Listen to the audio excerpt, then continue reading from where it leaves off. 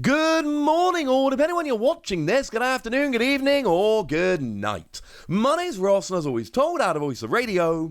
So today, it's time to count down the top 10 most expensive, most valuable, phrase it how you will, rainbow rare Pokemon cards. These have been hanging around for a while. To be clear, we are focusing specifically on the ones that have been released in the Sword and Shield block. So from the Sword and Shield base set onwards.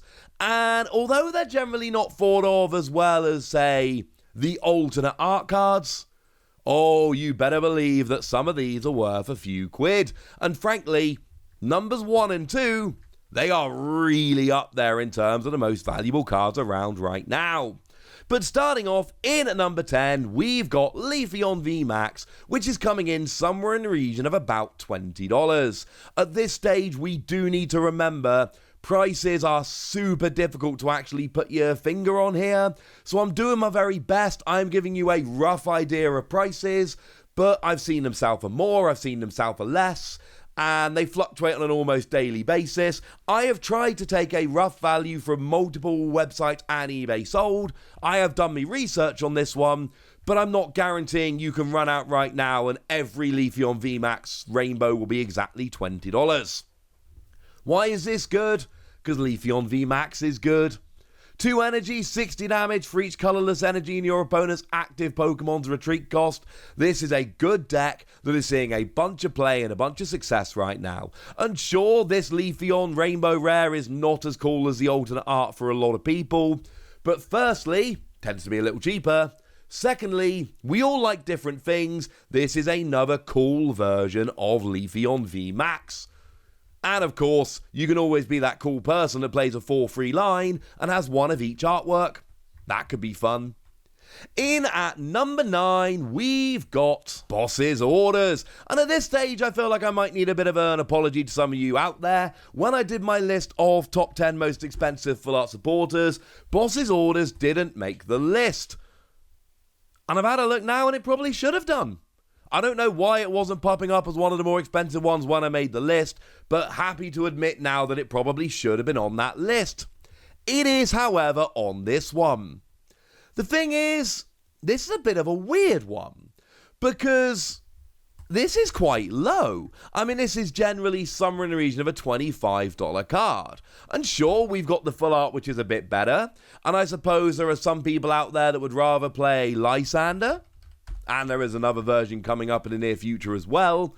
And maybe that's it. Maybe it is as simple as that. We have different versions of Boss's Orders. And maybe that's really all it took. Either way, it's a pretty expensive card. It's a pretty sought after card. Maybe it's going to drop down even more when Cyrus comes out. And some people choose to play Cyrus instead. I can't tell you really, ladies and gentlemen. All I can tell you is this is among the more expensive cards around. And that's kind of cool. In at number 8, we've got Sylveon Vmax. And Sylveon Vmax, I'm putting this as $26 because it tends to be a tiny bit above Boss's Orders. And what I can tell you here is a lot of what I said about Leafeon remains absolutely true. What we've got here is a good deck that's seeing a bunch of play and a bunch of success, and people are liking very much. The big difference here is people like Sylveon generally more than they like Leafeon. I'm sorry, but that's just true. Sylveon is generally more popular. And this does make me kind of happy because one of the secret rares I got in my free boxes of EV Heroes in Japan was a Rainbow Rare Sylveon. So yay! This is a very cool Pokemon. It's got a lovely attack, 3 energy, 70 damage, plus 30 more for each different type of Pokemon on your bench. It's cool. It's seeing a bunch of play and success. People love Sylveon. We've got the alternate art and the regular, so again, we've got the 3 different artworks if you're into that, but Sylveon's pretty popular. In at number 7, we've got Marnie. And Marnie here, I'll be honest with you, it's Marnie. Everybody loves Marnie. Firstly, Marnie is a fantastically popular character, the most popular character from Gen 8. Secondly, we're talking about a supporter card that sees play in like every deck. Both players shove their hands and put them on the bottom of their deck. Whoever played Marnie gets 5 cards, the other player gets 4. But then they will draw for their turn, so it kind of evens out. The thing we've got here is we've still got the full art, and of course we've then got the other full art, the one that came in the Premium Tournament Collection, so we do have different options if we want to go Marnie, and generally speaking that will drive the price down with some of these cards, the fact that we do have different options. If the Rainbow Rare Marnie was the only one available, we'd be seeing it quite a bit higher. In at number 6, we've got Snorlax Vmax, who doesn't really seem to belong with the other cards on this list. Now, don't get me wrong, Snorlax, generally speaking, is a pretty popular Pokemon, and Snorlax Vmax is fine as far as it goes playability-wise, but the days where we were all trying to convince ourselves Snorlax might be a top-tier deck have long since passed. Snorlax is not like it used to be. But the only other alternative we've got is the regular art. There is no special art Snorlax Vmax. There is no full art Snorlax Vmax. It's the rainbow or the regular. And you've still got Snorlax being an interesting card and a popular Pokemon, but the fact that we don't have any other options has pushed Snorlax up to about $30, which, I mean, Snorlax should not be higher than stuff like Sylveon and Leafeon, but because it's the only option, it gets there. Now, we do see a little bit of a jump into what I like to refer to as the Tier 2 Rainbow Rares. In at number 5, we have got Urbeon Vmax that comes in at $40. And the thing about Urbeon is, it's kind of like the other evolutions we've talked about, but you have another step up in popularity, and you have a step up in playability. The ability that lets you switch your opponent's active with one of their bench is a phenomenal ability, which sees a huge amount of play and is great. Very good in single strike decks right now, if nothing else. And Urbeon is the most popular of the evolutions. Everybody kind of knows that. And again, we've got that phenomenal alternate art, which is one of the best we've ever seen. But that doesn't mean that people don't want the rainbow. It doesn't mean the rainbow's not cool. It doesn't mean the rainbow isn't one of the best versions of the card. No, it's not up there with the alternate art Urbeon. Nobody's trying to pretend that it is. But it is a very cool card that gets very high up. But not quite as high as number 5, which is Rayquaza Vmax. And this one is confusing me a little bit. Because, frankly, Rayquaza shouldn't be this high. People just love Rayquaza. Now, don't get me wrong, I'm not saying Rayquaza's a bad card. I've been one of the bigger champions of Rayquaza since it was revealed. But the fact of the matter is, Rayquaza is not proving itself to be a real top-tier deck at the moment. I adore the ability that lets you discard your hand and draw 3 cards. I adore the attack that can do huge damage and one-hit KO Vmaxes. And I love that I can play it with Flaffy in that wonderful Okacheke artwork. But the fact of the matter is, as it stands, Rayquaza decks are not setting the world on fire. Rayquaza is just a hyper-popular Pokemon, and that puts it in here at about $50. No, it's not as high as the alternate art, nobody's pretending it is, but it's still pretty gosh darn cool.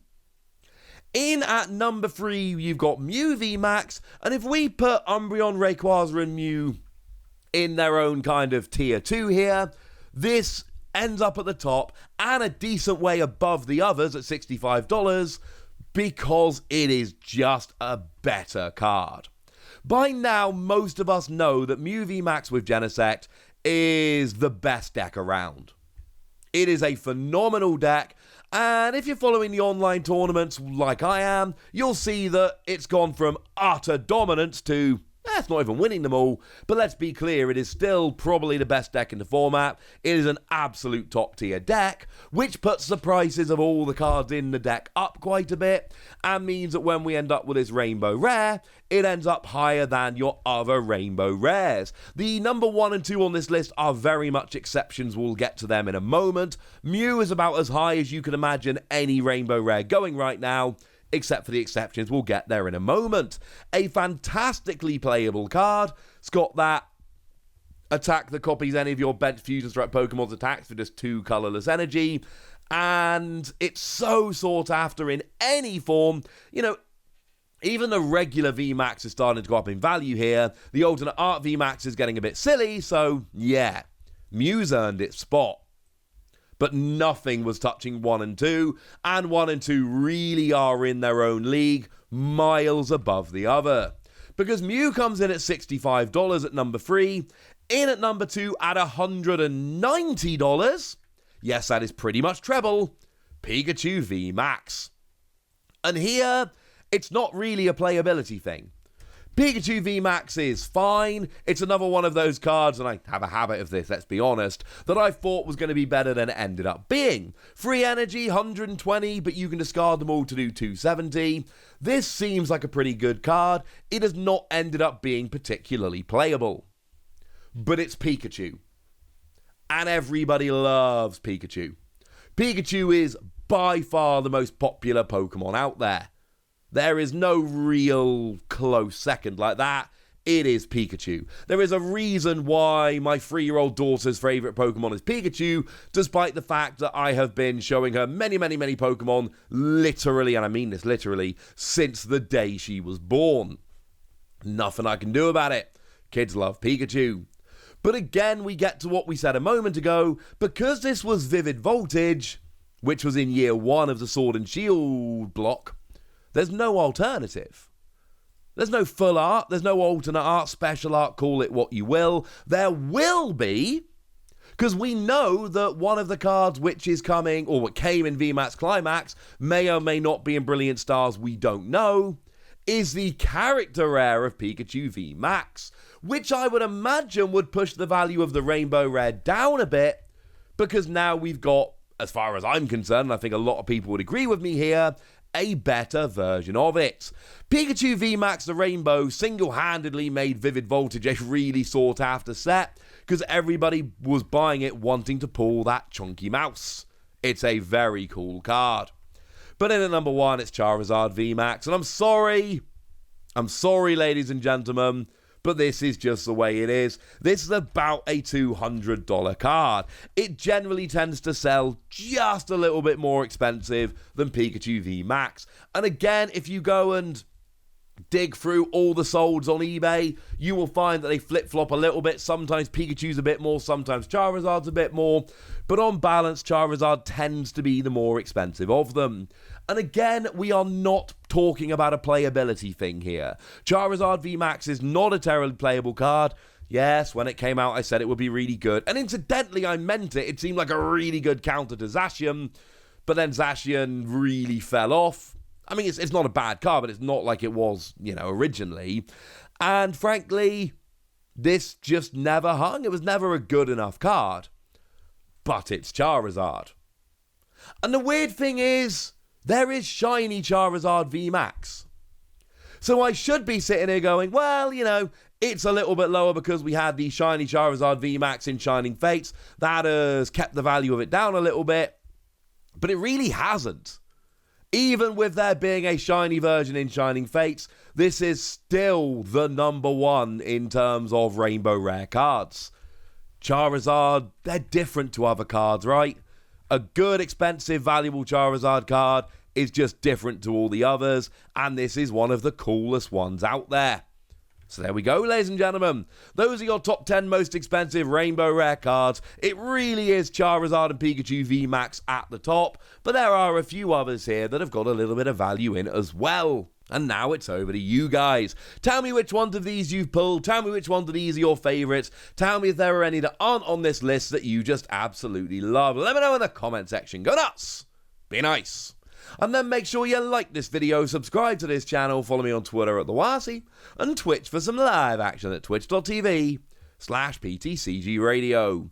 If you want to support the channel, get some bonus podcasts and all that good stuff, head on over to patreon.com/PTCG Radio, where you can do exactly that. But by far the most important thing as always, look after yourselves till next time, would ya? Thank you very much for watching. My name's Ross, and you've been watching PTCG Radio.